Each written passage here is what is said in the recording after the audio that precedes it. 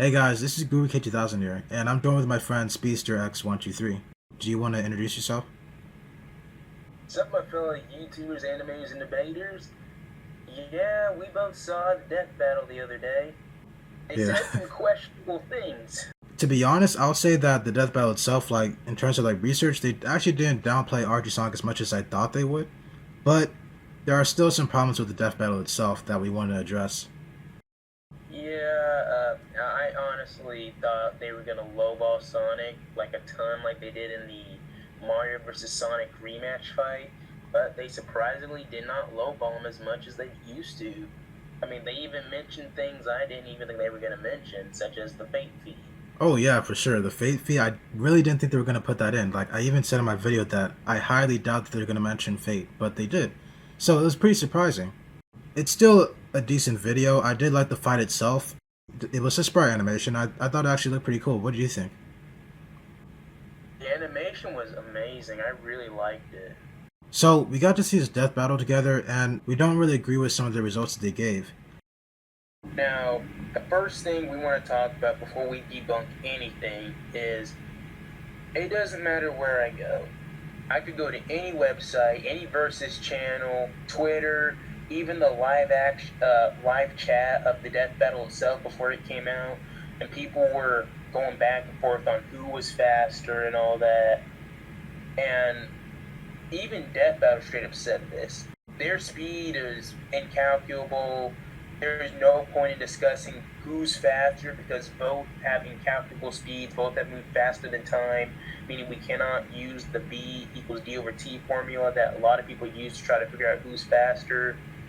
So at this point, it's irrelevant. There's no point in trying to figure out who's faster because, again, both are faster than time. And for those who don't understand what that means, being faster than time, it basically means you can move from not just from point A to point B instantly, but you can move from point A to anywhere instantly. Time is irrelevant at this point of speed. So you can't get a miles per hour speed because, again, they're moving faster than time itself. Now, one thing that happened in the death battle that we want to start talking about is, we noticed it saying that Wally could steal kinetic energy in an instant, and we don't really recall it being said anywhere. Isn't that right, Speedster? Yeah, I've read the Flash comics and DC comics for a few years now, and I have not seen once where the Flash was stated or has stolen all of someone's kinetic energy in an instant. Death Battle stated in their analysis that he could do it in an instant, and I have not seen one time in the comics where that was a thing.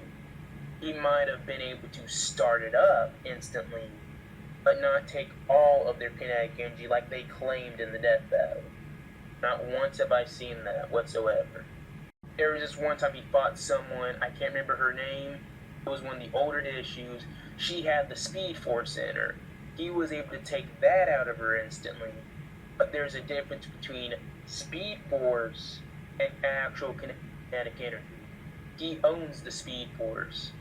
He can take kinetic energy as well, but nothing indicates he can take all your kinetic energy in an instant, especially with someone as fast as Archie Sonic. So, let's move on.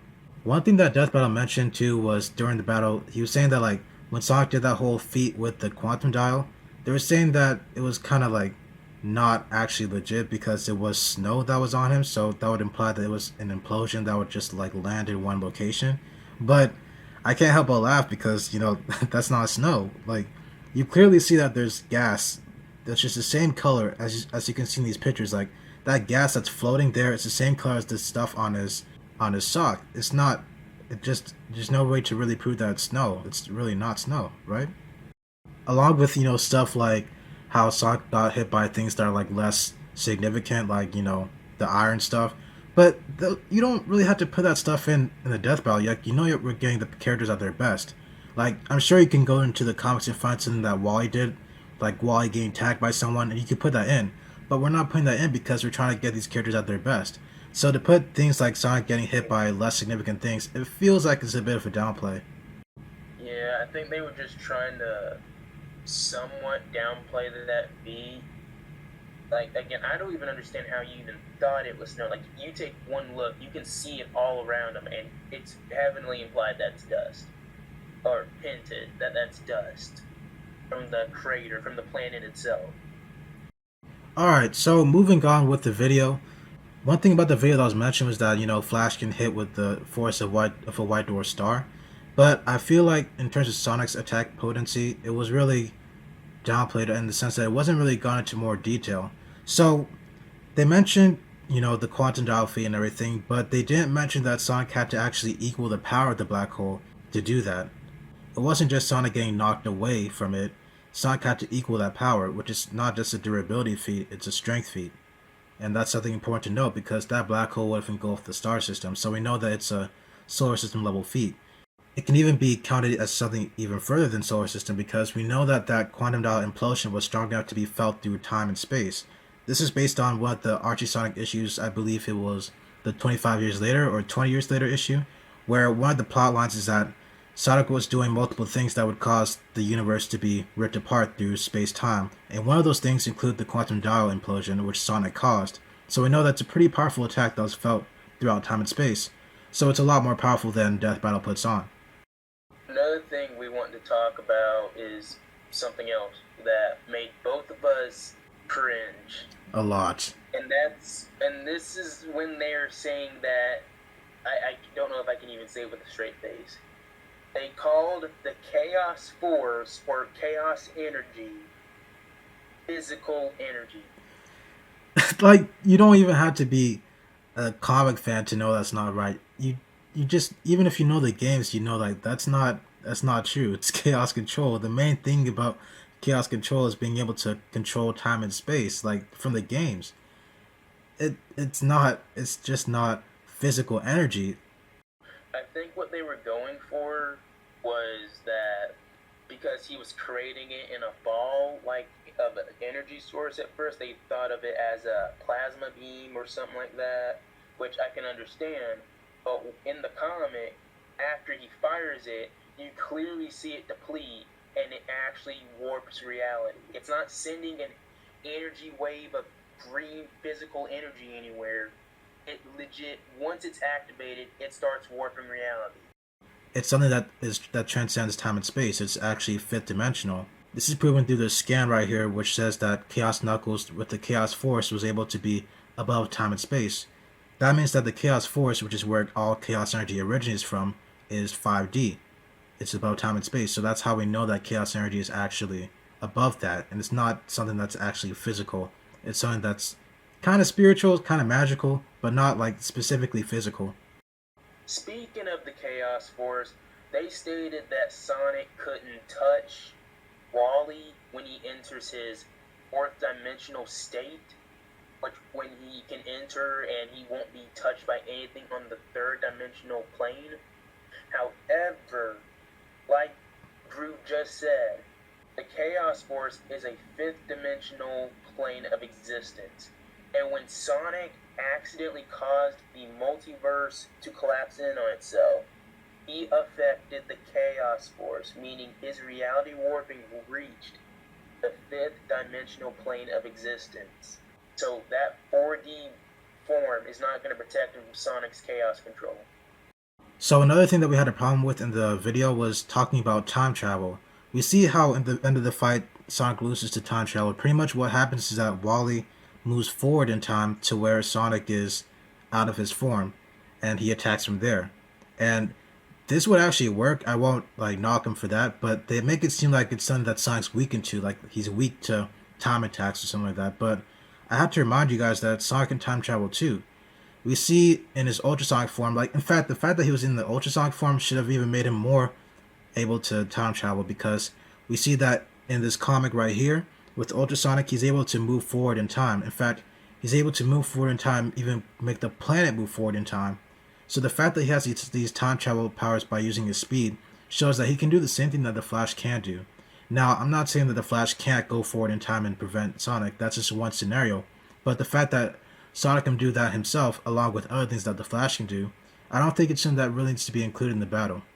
In the end credits, they act like Flash would know that Sonic's super form has a time limit, even though he's never met Sonic or anything's been hinted about him even knowing about Sonic.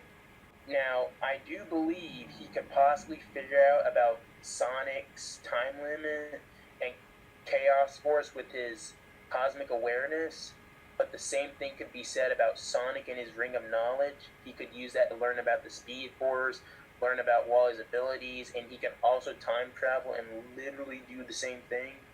They used that as one of their arguments, and I just didn't find that to be a really good reason of saying why they thought Wally would win, because Sonic could literally do the same thing. Another thing that can actually be added to that is, we know from the Archie Sonic Encyclopedia that Sonic 06 is canon. So Sonic 06 is canon to the Archie Sonic world.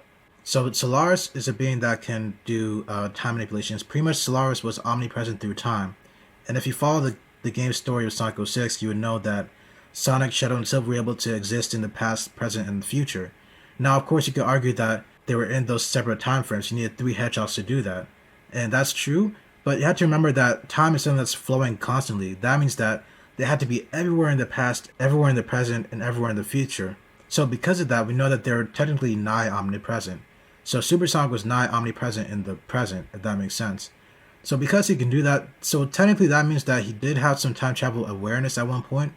It's just it was in Sonic 06, which is canon, so that's a potential reason why he could have that, and he can technically be able to figure out where Flash is going by that regard.